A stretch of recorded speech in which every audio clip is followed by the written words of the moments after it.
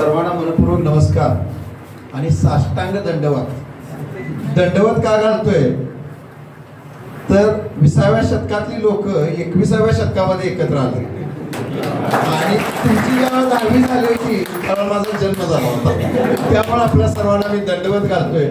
माझा 1975चा जन्म आणि आपलं 10वी 1975ला आपण पार केली होती. त्यामुळे आपल्या सर्वांना मनपूर्वक दंडवत घालतो. आजच्या कार्यक्रमासाठी असलेले आपल्या सर्वांचे गुरुवर्य श्री ग बा कुलकर्णी सर, त्याचबरोबर माझे गुरुवर्य या साखर उद्योगातले श्री देशपांडे साहेब, Anand Kulkarni sir, Abhyankar sir, Mohan Bhagat sir, प्राचार्य आमचे मित्र श्री बनसोडे सर. आणि खरंच त्यांच्या निवेदनामध्ये खासियत आहे, म्हणजे प्रत्येक विषयाला व्यवस्थितपणे मांडणं आणि ते त्या मुद्द्यावर येणं हे ज्यांनी आता दाखवलं ते आपल्या सगळ्यांच्या सुप्रसिद्ध निवेदिका सौ विनया देसाई. आपण सर्वच मान्यवर खऱ्या अर्थानं 65च्या 60च्या आसपास असताना आपण एवढ्या मोठ्या संख्येनं आला. थोडं मी पाठीमागे घेतलं बरं वाटतं म्हणून. त्यामुळं आपण सर्व, त्याचबरोबर या शाळेचे सर्वच ज्यांनी या कार्यक्रमासाठी अत्यंत चांगल्या पद्धतीने नियोजन केलं. आमचे गुरुवर्य तर नेहमीच परफेक्ट असतात, पण तरी देखील अगदी छान प्रत्येक बाबीची सजावट मी बारकाईनं आल्या बघितलं तर प्रत्येक ठिकाणी लावलेले बुके असतील, अगदी फुलांची सजावट असेल, हे अतिशय चांगल्या पद्धतीने केलं. त्याचबरोबर पत्रकार संघाचे अध्यक्ष मित्र आमचे साठे साहेब सर्वच, बेटी असतील, आमचे केसकर मामा असतील, आमचे नाईक नवरे सर असतील, सर्वच सगळ्यांची कुणाची नावं राहिली तर समजून घ्या. थोडंसं शाळेमध्ये आलं की थोडंसं शाळेची एक भावना वेगळी निर्माण होते आणि आज ते प्रकर्षानं मला जाणवलं की शाळा काय असते. आणि तुम्ही विद्यार्थी म्हणून या शाळेमध्ये येताना आज जी तुमची भावना होती ती मी एका 2 कवितेच्या माध्यमातून आपल्यासमोर मांडणार. कारण थोडंसं वेगळं पण मला आज जाणवलं, कारण मी आजपर्यंत बघितलं की 30-35 वर्षापर्यंतचे ग्रुप एकत्रित झाल्यात, पण 50 वर्षानंतर एवढा मोठा ग्रुप एकत्रित येतो हे तुमच्यासाठी खऱ्या अर्थाने टाळायला. आमची प्रत्येकाला संसार आहे, प्रत्येकाला घरदार आहेत, मुलं बाळ आहेत, नातवंड आहेत, काही जणांची नातवंड इथं आलेले आहेत. तर अशा स्टेजमध्ये पण आपण इथं येत आहे हे खरंच फार मोठी भाग्याची घटना आहे. म्हणून म्हणावंच वाटतं, चला जाऊया सगळे, चला होऊ शाळकरी, चला जाऊया सगळे, चला होऊ शाळकरी, वाट पाहरे आपली आज श्रीपूर नगरी, वाट पाहेरे आपली आज श्रीपूर नगरी, नको वेळेची चिंता काही, ओढ ठेवा फक्त भेटीची मनी, थोडा वेळ काढूनी घ्या साधुनी ही पर्वणी, घ्या साधुनी ही पर्वणी. किती सरले दिवस माझ्या शाळेला भेटून, किती सरले दिवस माझ्या शाळेला भेटून, रूप साठवू मनात घेऊ डोळ्यात भरून, सारे मित्र भेटतील जुने, होतो खेळलो भांडलो ज्यांशी, सारे मित्र भेटतील जुने, होतो खेळलो भांडलो ज्यांशी, झाले गेले विसरून घेऊ गळा भेट त्यांची, घेऊ गळा भेट त्यांची. पुन्हा डोकावून पाहू ज्या वर्गात शिकलो, पुन्हा डोकावून पाहू ज्या वर्गात शिकलो, शोधू खाना कुणा काही ज्या बाकावर बसलो, शोधू खाना कुणा काही ज्या बाकावर बसलो.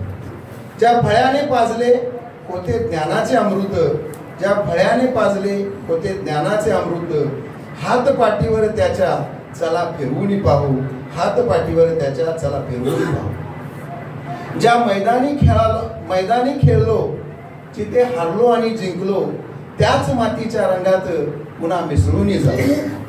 ऊन पावसात जिथे गात होतो राष्ट्रगान, ऊन पावसात जिथे गात होतो राष्ट्रगान, त्याच जागेलाही पाहू आज सलामी देऊन, त्याच जागेलाही पाहू आज सलामी देऊन.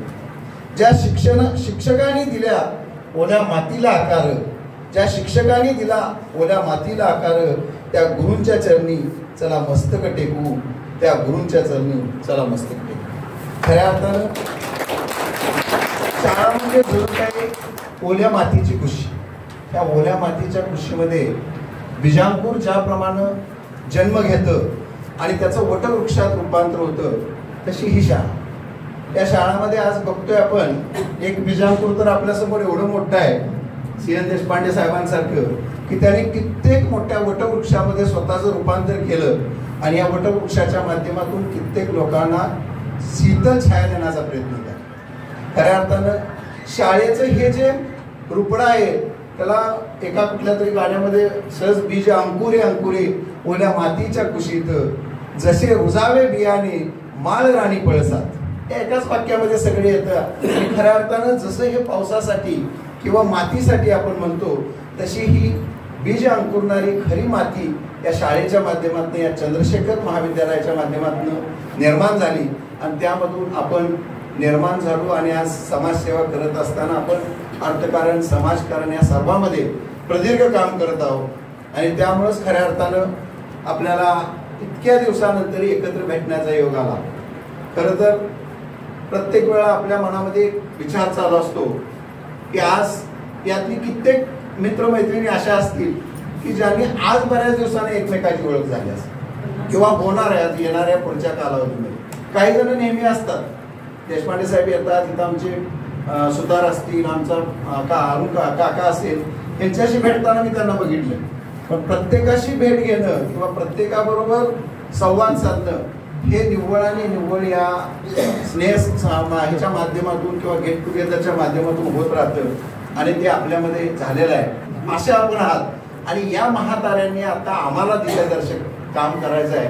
आणि या कालावधीमध्ये येणारा काळ आपले मावळतीचे रंग अतिशय चांगल्या पद्धतीने जावं ही या निमित्ताने मी पांडुरंगाची प्रार्थना करतो. खरं तर तुम्हाला तुमच्याशीच हितगुज साधायचं आहे, तुम्हाला तुमच्याशीच बोलायचं आहे. पूर्वी तुम्हाला तुमच्याशी बोलता आलं नाही कारण शाळेमधल्या मास्तरांचा धाक होता, घरातल्या आईवडिलांचा धाक होता. आज तुम्हाला मोकळेपणाने एकमेकाशी बोलायचं आहे, त्यामुळे मी फारसं काही बोलणार नाही. मी कारण बोलत राहिलो तर अर्धा पाऊण तास जाईल असाच आणि तुमचा सोन्यासारखा वेळ वाया जाईल. कारण 4 वाजेपर्यंत तुमचं मी शेड्यूल बघितलं, यामध्ये प्रत्येक वेळेचं बारकाईने नियोजन केलेलं आहे. आणि आपण एकमेकाशी हितगुज करावं, आपण आपले एकमेकाच्या अडी अडचणी, आपली सर्व सुखदुःख एकमेकाच्या वाटून घ्यावीत. आणि निश्चितपणे ज्यावेळेला आपल्या मनातलं चांगलं काही सांगण्यासाठी एखादी चांगली व्यक्ती समोर येते त्यावेळेला आपलं मन हलकं होतं आणि मन जर हलकं झालं तर आपलं शरीर हलकं होतं आणि सगळ्यामध्येच आपल्याला सुख आणि शांती मिळत जाते. म्हणलं जातं की देह देवाचे मंदिर, आत्मा देते पांडुरंग. देह आहे आपला, हा देवाचं मंदिर आहे आणि यामध्ये आत्मारूपी पांडुरंग राहतो. आणि हा आत्मारूपी पांडुरंग जर सुखावल्याला पाहिजे असेल तर आपलं मन हलकं पाहिजे. आपल्या हृदयामधली जागा अशी शांत, जसं एखाद्या प्राण्याचा जर किती उंचावरून पडलं तर ते कधी थडकत नाही, अति शांत गतीनं खाली येतं आणि जमिनीवर अलगद पडतं. तसं आपलं मन पाहिजे. हे मन शुद्ध करण्यासाठी आपण सर्वांनी आपल्या या मावळतीच्या क्षणामध्ये प्रयत्न करणं गरजेचं आहे. आज बघितलं की 10 मिनिटामध्ये बदल होत असतो. व्हॉट्सअपवर एखादी बातमी बघतो चांगली, पटकन मन अतिशय चांगलं झालेलं असतं. पटकन एकदम वाईट बातमी येते, मन एकदम वाईट झालेलं असतं. एका क्षणात आपण वाईटाचा अनुभव घेतो, चांगल्याचा अनुभव घेतो. पण जितकं या कालावधीमध्ये आपल्याला मन हलकं करता येईल तेवढा करा. आणि त्यासाठीच आज हा गेट टुगेदरचा एक मोठा कार्यक्रम आपल्या सर्वांनी आयोजित केलेला आहे. या सर्व कार्यक्रमाचा आपण आस्वाद घ्या. आज संकष्ट चतुर्थी आहे.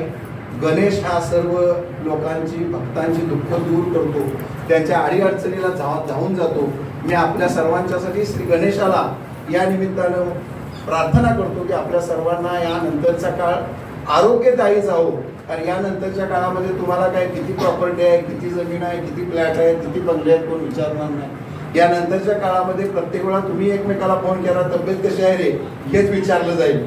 आणि मग मुलं काय करतायत त्यानंतरचा प्रश्न येतो. तर येणाऱ्या कालावधीमध्ये आपल्या तब्येतीची सर्वांनी काळजी घ्या. मस्तपैकी व्यायाम करा, छकासपैकी जगा मस्तपैकी.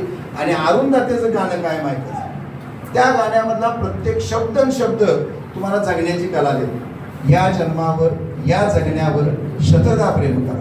आणि या गाण्यातली प्रत्येक ओळ म्हणजे अगदी रंगांचा उघडून या पंखा सांज कुणी केली, काय प्रत्येक गाण्यातल्या प्रत्येक कडव्यामध्ये तुम्हाला जगण्याचा अर्थ दाखवतो. कधी कधी गाणे ऐकल्यानंतरही आपल्याला कळतं की यामध्ये काय अर्थ आहे. आणि त्यासाठी आपण या जगण्यावर, या जन्मावर शतदा प्रेम करत राहा. येणारा आपला कालावधी 100 वर्ष पूर्ण करणारा व्हावा आणि अजून एकदा 10-20 वर्षांना आपण गेट टुगेदर करावं अशी अपेक्षा करतो.